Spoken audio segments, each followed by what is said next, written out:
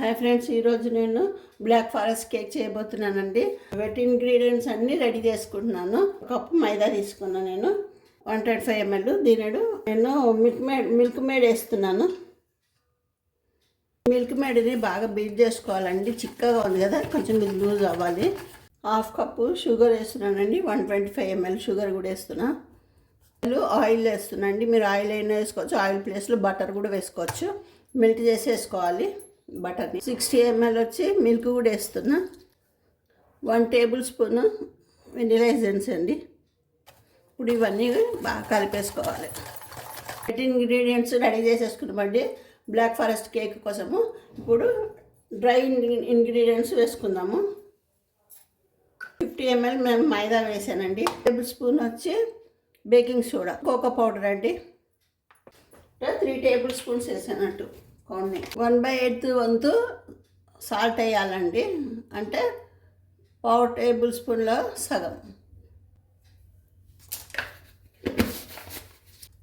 ఇప్పుడు ఇవన్నీ జల్లించేసుకుందాము. ఇప్పుడు ఇవన్నీ బాగా కలిపేసుకుందామండి. ఇది పక్కకు పెట్టేసుకుందామండి. ఇప్పుడు దాన్ని లోపల బాటమ్ సైజు ఎంత ఉందో అంత రౌండింగ్ మెజర్ చేసుకొని కట్ చేసేసానండి. ఇప్పుడు ఇది ఇలా పెట్టేద్దాము. రెడీ చేసుకొని ఇలా పక్కకు పెట్టేసుకుందామండి. స్టవ్ మీద బేక్ చేయబోతున్నానండి, కాబట్టి స్టవ్ అంటించేసుకుని కుక్కర్ పెట్టేసుకున్నా. ఇది మీడియం మంట మీద ఒక 10 minutes హీట్ చేద్దాము. ఈ స్టాండ్ పెట్టేసి ఒక 10 minutes హీట్ చేయబోతున్నా. గ్యాస్ కట్టు విజిల్ తీసేయాలండి. బ్యాటర్ చూసుకోండి ఎలాగొచ్చింది. ఇగో గట్టిగా అయిపోయింది. మీరు ఏం చేయాలండి, ఇంకొన్ని పాల చుక్కలు పోసి కలుపుకోవాలి.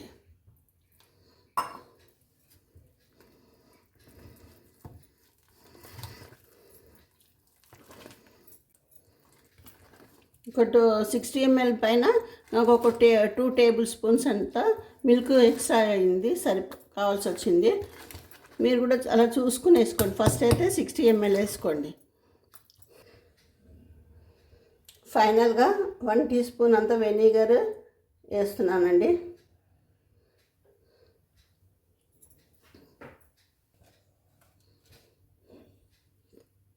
ఇలాగ ఒకటే దగ్గర మధ్యలో వేయాలి. మధ్యలో వేస్తే అదే చుట్టూ స్ప్రెడ్ అయిపోతుంది.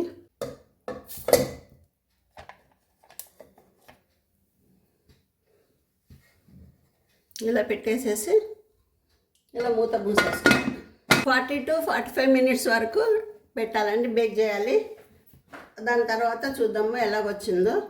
కేక్ బేక్ అయ్యే లోపల షుగర్ సిరప్ రెడీ చేసుకుందామండి. స్టవ్ అంటించేసుకుందాము. హాఫ్ కప్ వాటర్ వేసేసుకుందాము. 125 ml వేసుకున్నాను వాటరు. కప్పు షుగర్ వేస్తున్నా. షుగర్ మెల్ట్ అయిపోయిందండి. దీన్ని పక్కకు పెట్టేసుకుందాము. 40 minutes టైం పెట్టాం కదండి, ఒకసారి తీసి చూద్దాము ఎంతవరకు అయిందో, బేక్ అయిందో.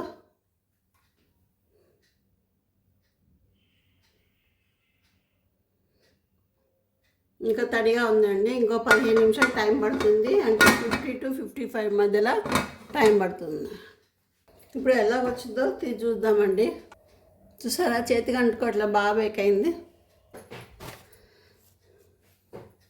చూసారండి కేక్ ఇంత స్పాంజ్గా వచ్చింది, చాలా బాగా వచ్చింది. ఇగో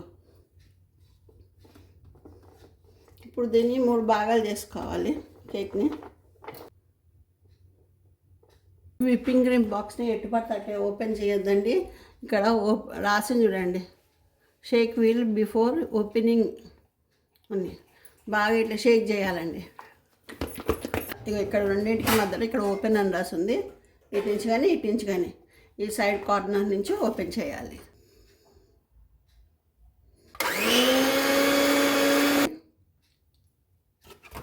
టూ టీ స్పూన్స్ షుగర్ వేస్తున్నా. ఇలా అంటే ఇందులోంచి డ్రాప్స్ పడకూడదు, ఇట్లా ఇట్లా స్టిఫ్గా ఉండిపోవాలి. దీన్నే స్టిఫ్ పిక్స్ అంటారు. క్రీమ్ పెట్టేసుకుందాము. షుగర్ సిరప్ వేసేసుకుందాం. నేను ఫస్ట్ పైన లేయర్ పెట్టేశాను.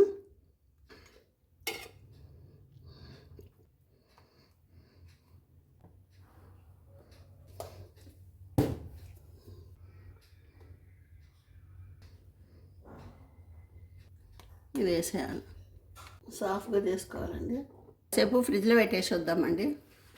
పైన లేయర్ మీద ఇవి వచ్చాయి కదండి, మనం ఊడిపోతాయన్న సరిగ్గా రాని ఫస్ట్ లేయర్ ఉంటుంది.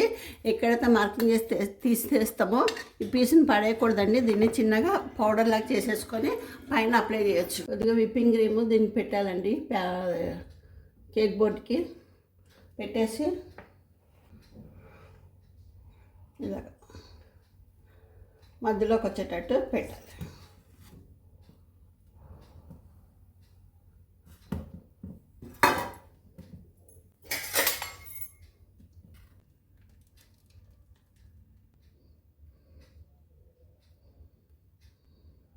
దాన్ని మిడిల్ పై పార్ట్ని క్రంబుల్ చేసేసేస్తున్నా.